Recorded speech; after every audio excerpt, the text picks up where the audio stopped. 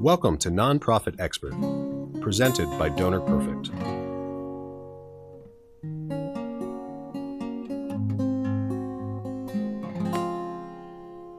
Hello and welcome to Nonprofit Expert presented by Donor Perfect. My name is Julia Gockenbach and we are so excited to be here at the Speak Up offices with Martie. Thank you so much for being here. Thank you for joining me. Thank you for having us. Why don't you take a moment to introduce yourself and introduce Speak Up? Sure. I'm Martie Bernicker and I'm the director of Speak Up. And Speak Up was started by my mom, but it was inspired by my brother Bob, who died of AIDS in 1992 when he was 30. And Bob, when he was in high school, was that teenager that you were looking at, looking like he was really thriving. He was the president of the school, he was the captain of the crew team, and the lead in the school plays. And at the same time, he was also a young gay man struggling with his sexuality and later drugs and alcohol. And even though he had great friends and we were a really close family, he didn't feel like he could speak up and talk about what he was struggling with. And so his wish was that it would be easier for young people to be open and honest and be themselves with the important adults in their life. Wow. And so that is how Speak Up started. And we say what began with one brave young man and my mom is now a proven program in 30 middle and high schools. 30, wow.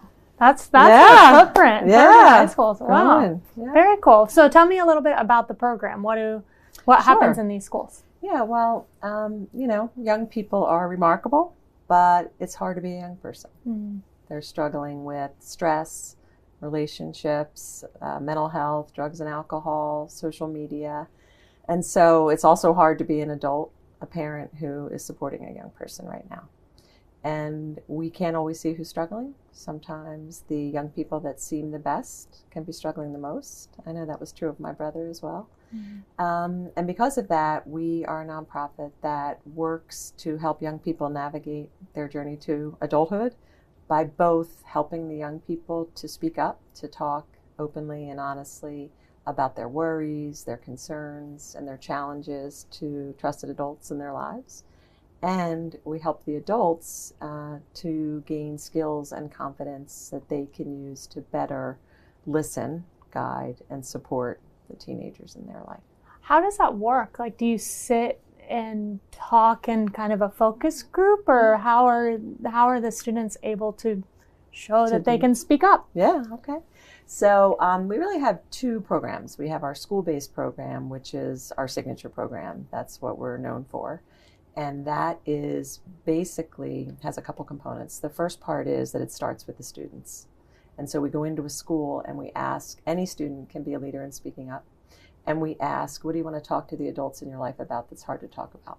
But meanwhile, they're talking to their peers about these tough topics as they're narrowing it down. And then we say, well, what specifically? And what do you think the adults want to talk about? And so they go through that process. And then we train the school adults. And we say school adults because literally any adult in the building who wants to be trained, we're willing to train, because we say that we all have a role to play in helping young people thrive, and who that young person is going to connect with really depends on so many things. And then the centerpiece of our program is that we have a nighttime event where we bring together youth, school adults, and parenting adults. And we have small breakout conversations where you're mixed together, about 20, 22 people, but you're not with anyone in your family. And that's kind of our secret sauce, because you can gain insight listening to young people and vice versa in a way that doesn't activate your fear. And then you can use what you've learned to communicate within your own family. So that's basically, we call that our breakout sessions. Yeah, that sounds, when you said, what are things in your life that you need to speak to an adult about? I started thinking of all these things I should probably speak to an adult about. So that's probably very helpful. Are you calling me old? Yeah, no. I'm calling myself immature. I think it's what's happening.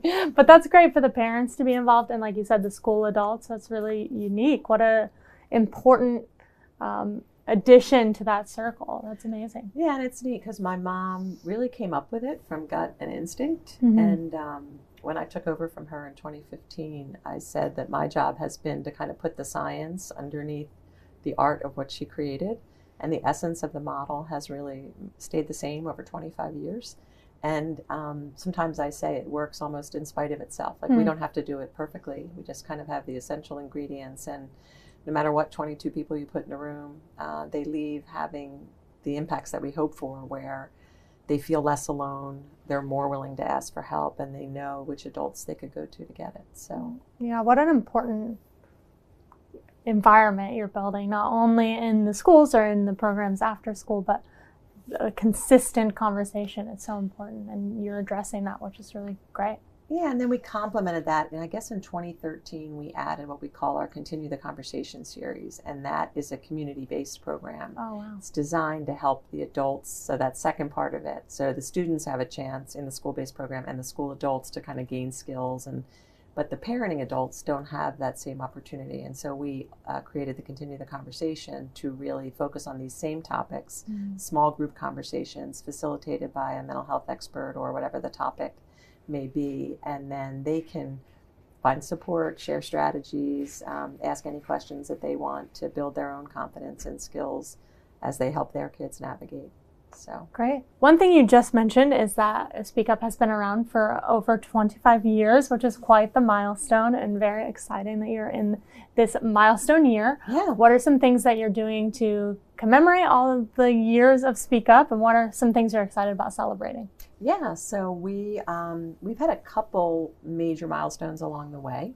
So when my mom started Speak Up in the year 2000, she thought it would be a one-time event.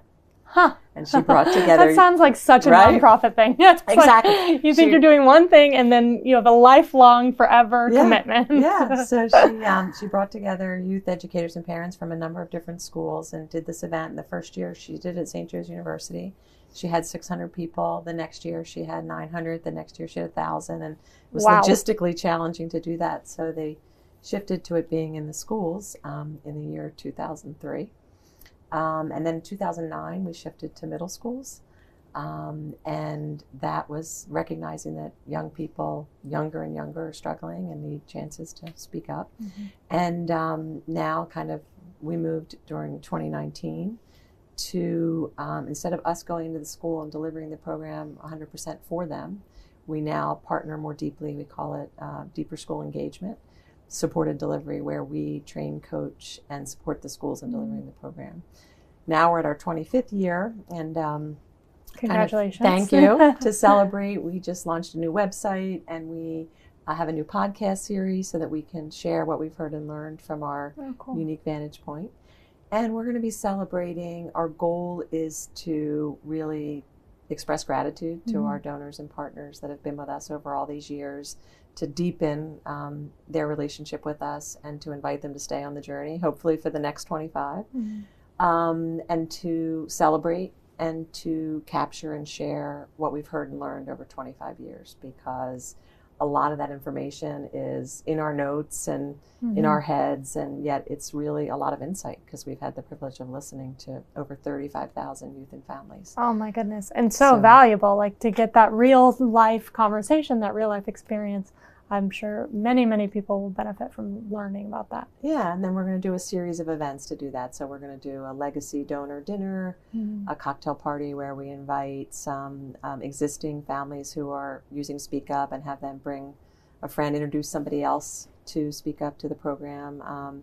And then we'll do a young alum for the first time, do something to engage Speak Up alum. We're at that point now where some of the first people who did Speak Up are parents themselves with kids in the ages where they could start going to Speak Up. Yeah. We've already had that experience where people who have been alum of Speak Up are school adults who are facilitators, so that's been cool. That's great. And then we're going to do a main event where we're going to bring everybody together, youth, educators, and parents again, and it'll be informal, conversational, and so that is beginning to take shape. Wow, that sounds like you have a lot of work cut out for you, but so much, again, to share from all the experience of the last 25 years. Yeah. Are there any kind of mantras or taglines that you all use a lot of time in Speak Up? There are. One is, if you can be honest about the reality of your life, no matter what that is, you're going to find support, you're going to find solutions, and you're going to help somebody else along the way. Another that I really like is every problem grows in secrecy and isolation. Oof. And that's not around having to tell everybody everything, but just knowing that you have to find your people. Mm-hmm. And we also talk about how it's just such an incredible generation of young people, even right now in the world when things feel overwhelming and uncertain. I never leave a Speak Up where I don't feel even better than when I went in, even though we're talking about hard things, because it's an incredible, incredible generation of young people. Yeah. And at the end, we do this one word when you're leaving, and it's often relieved, hopeful, inspired, impressed. And my favorite that I get to hear a lot is blown away by the young people. So that's wonderful. Well, it's clear that you're having a great impact on the community and that Speak Up is really affecting young people's lives. I'd also love to talk to you a little bit about your fundraising journey. Sure. I know, like you said, your mom thought she was throwing one event and then a nonprofit was born. How about you? Obviously, you're following in your mom's footsteps, but as you learned fundraising and trying to figure out your fundraising journey, how did that go? Was it hard? Do you love it? What does that look like for you? Yeah, I would say that I'm a reluctant fundraiser. That's a good way to put it. I actually was on the other side. I worked for the Pew Foundation for many years. Cool. So I was a funder in the health and human services and community development space. And then after that, I was a consultant to foundations and to some individuals with their philanthropic investments. Wow. So I've always been on the that side, the giving, not the asking. Yeah. And so I'm reluctant. I think I had shared with you, my joke is that you can pay me to shut up about Speak Up. I just like to talk about Speak Up. I'm passionate about it. And my strategy is usually that I hope that when I share compelling stories and our compelling impacts, that will inspire people to want to give. Right. And one of the things that I need to get better about is getting comfortable doing more face-to-face asking. So I'm comfortable, writing the appeal letter, sharing different tools of things that, are useful to families when I do that. But I do need to build my skills and my comfort in the area of fundraising. Well, but also something interesting is that you know the heart of the giver pretty well from working on that side of things. It's true. I'm kind of putting you on the spot here, but would you have any advice for someone who maybe wants to know what motivates a giver or why would they give or anything like that you could share from your insight from being on that side? Yeah, I think that, first of all, I think you focused right on the important part, which is that to try to make it about the donor, to really get a sense of you're in partnership, and when you can understand what their interests are, what they're passionate about, and have it align with what you are doing and your mission, that certainly goes, it goes a long way. So I think it's often helpful to think in terms of what's the direct impact that your dollar's having. But if it can also help to advance the field at the same time, that is, kind of doubles the impact. Yeah, and that's a great point. Like the donor needs to be connected to what they're giving to. And as a fundraiser, if we're able to offer them that connection, like, hey, I know you're passionate about this, why don't you join us? It's a little disarming to say the ask. I don't know. I think sometimes I was so nervous about an ask, but really I'm just giving them the opportunity to be part of something that's already happening, Yeah. And so I shouldn't have felt as much pressure as I did because the thing was already happening. Just inviting them in to join us, which I think is easier than we make it seem. And that's an expression we actually use a lot across the board, join us. Oh, yeah. This idea that we're part of a movement that, and I mentioned earlier, that we all have a role to play in helping young people thrive. One thing I think that's different about Speak Up is I will often say that every dollar that you invest and every hour that you spend actually has the potential to accrue direct benefit to that donor or volunteer, which is unusual. That's not always the case. Yeah. But most people have young people in their life, whether they're their own children or they're an aunt, they're an uncle, through their church group or their coaching, or we're employers. So we have a chance to benefit directly in a way from what we're learning and kind by of their gain the connection. fruit of the labor. Yeah, for sure. It's very interesting to hear how you were on both sides, and so now, like you said, as a reluctant fundraiser, you're getting to kind of sow some new crops for how you're raising money and things like that. Yeah. Something that you hit on was that it's important to know why the donor wants to give, and it's important to know about the donor.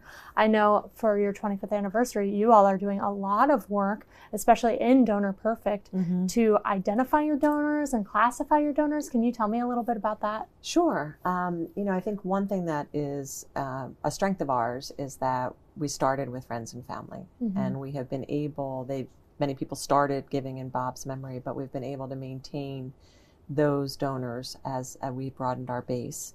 And we know our donors well, but a lot of that is in our head, as I was talking about earlier. We have staff that have been here a long time. So starting that process of systematizing that, getting to know different things about them that may not be things we already know. So for example, understanding who's in their family, understanding what are their areas of interest, so that we can begin to, for example, if our donor is a grandparent, we can invite them to our grandparent coffees.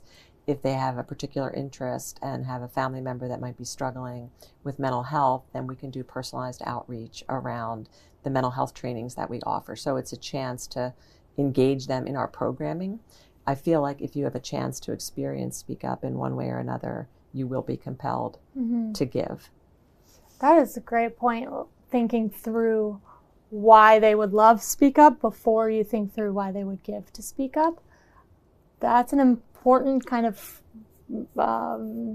turning point, I guess I would say, because then you know that connection. And like you said, maybe you start documenting what schools they went to, or if they're an alumni and things like that. It's easier to communicate with them that way. Yeah, and school affiliation is one of the things that we wanted to add into our donor profile. And because we can say, come to Speak Up at this particular school to get a chance to see it, or if they have children or grandchildren in that school, letting them know to have their young people get engaged on the student leadership team. Right.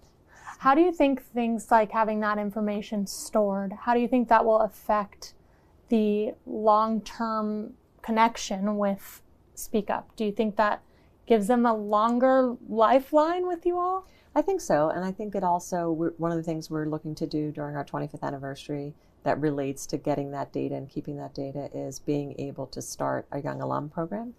So we are, when we work with young people, they give us their high school emails.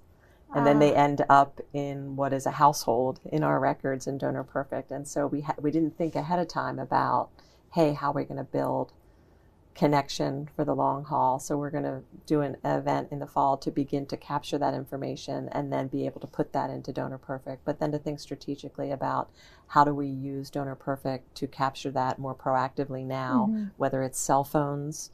They don't change as much as kids move up through and graduate and move on. So that may be a more enduring point of contact.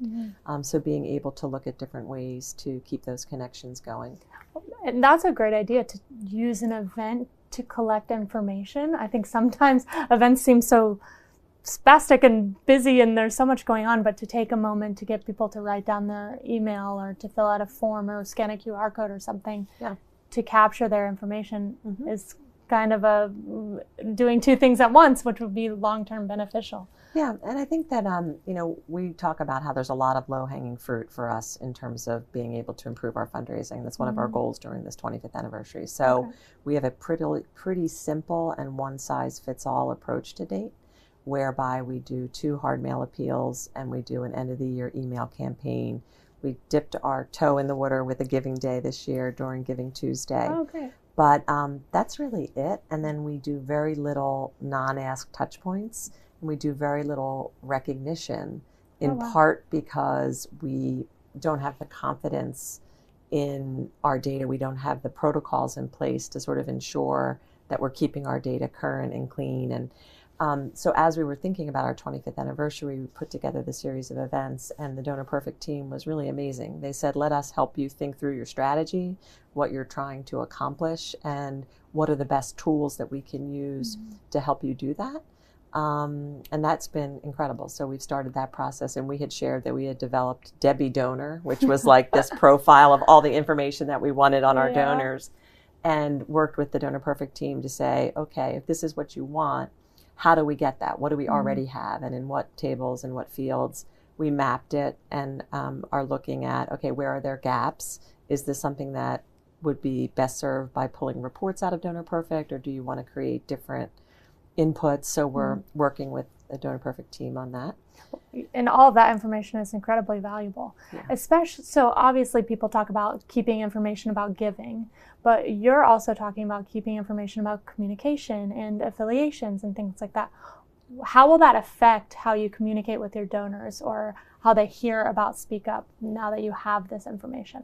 Well, I think it gets harder as the world gets more complex. So, for example, we may have a donor who commits, like, I'm going to give X over 5 years. 1 year they might give personally, the next year they might want to give through a donor advised fund, and there's rules around that. There's also complications in keeping track where you store donor advised funds and other things. So when I talked earlier about our confidence, an example would be a donation might come in and it may look like a first-time donation because it's coming through one of these other vehicles. And it would be so offensive to say, oh, welcome as a new Speak Up donor. Meanwhile, they've been giving to you for a long time. So you realize the importance. Or people's family circumstances change. They may have given as a couple and then have a divorce. And then how do you handle that in the future? So there's complexity in the data. I think best practices in fundraising change. What Donor Perfect has to offer and their tools and apps is constantly evolving and changing. So keeping track of that. And we're evolving in terms of our needs and capacities. So that's lots of moving parts, and it's been great to have the partnership. We've used the webinars. We've also used the one-on-one training, and so that's been useful. And we've done, we're doing one of your data audits now, and the team is helping us with that. Even things in terms of we've kept all of our data over all of the years, and we used to keep our program participation data in Donor Perfect, so it's not even just donors. And I know in our call recently, you were like, I would just keep donor or potential donor. No, you're not supposed to tell people I said that. Oh, sorry. Sorry about that, Julie. Scratch that. Pull that one out of the... But it's true. There is so much information, and I think something like Donor Perfect is a great database, but making sure that you're using it the right way into its fullest capacity, especially when it comes to, again, knowing the donor and finding out these very particular things about the donor and how to communicate with them and what are they interested in. Those are all additional valuable points beyond their giving. Those are ways to continue to strengthen and build relationships with those donors. Do you think that there's a plan in place for relationship building when it comes to using this data? Yeah, I think we'll definitely be able to do a better job of that. And also it won't fall as much on solely me. Right. We don't really have a full team or anyone who's 100% dedicated to fundraising right now. So as the executive director, I'm primarily responsible for, at the end of the day, making sure that we have the revenue to fulfill our mission. We have a director of finance who handles like the money and the budgeting and the reporting. She's been here 17 years, so she's a great repository of information about all of our donors, but much of it is in her head as well. And then we have a strategic project manager who serves in a way like a development coordinator, entering and acknowledging. And so the more that we can keep our systems up to date, it becomes that the relationships move from between individuals to actually our donors being attached to our organization and our mission, and the ability for those relationships to endure beyond any one person who might be in the seat as we begin to build out a development department and over time. For sure. And it's really cool. Like you said, a lot of people are affected by what's happening with Speak Up in their personal lives. They know someone who's gone through it, or I'm sure many of your donors just have this personal connection to what you all are doing, and that's a really easy way to be involved, which is great. Yeah, and we talk about shaking your family tree, because all of these issues run in many of our families, and so normalizing that, but also we bridge to support many donors, and sometimes we'll bridge a family to support. They'll call and it'll basically say, I don't know where else to turn. So we will help connect them with additional support that they might need, and then they become future donors, which is nice. Great point. Well, and I just have one more question for you. So I know you're part of this EITC program that Donor Perfect takes part in. Can you tell me a little bit about where those EITC funds go? Sure. So those are dedicated directly to the student leaders. Oh, cool. Last year we had 660 student leaders that we trained. Those are the ones we ask, what do you want to talk to the adults about? And they are setting the stage for the conversations. They're the MCs the night of the event. They do the norms. they do icebreaker, and they help to co-facilitate the conversations. And so your support goes to helping them build those social and emotional skills. In addition to that, one of the things the EITC support happens to support as well is that those student leaders are simultaneously gaining applied business skills. They're learning communication skills, they're learning marketing skills, they're developing the marketing plan for their event and their outreach strategies, and they're doing public speaking. Yeah. And so that's a lot. Yeah. So the PA Department of Community Development is interested in that part of it as well. So great. Yeah. Well, Speak Up is doing so much, and I know that the community is very grateful, and it's the impact is evident. So thank you so much for taking time to share with us a little bit about what you all are doing.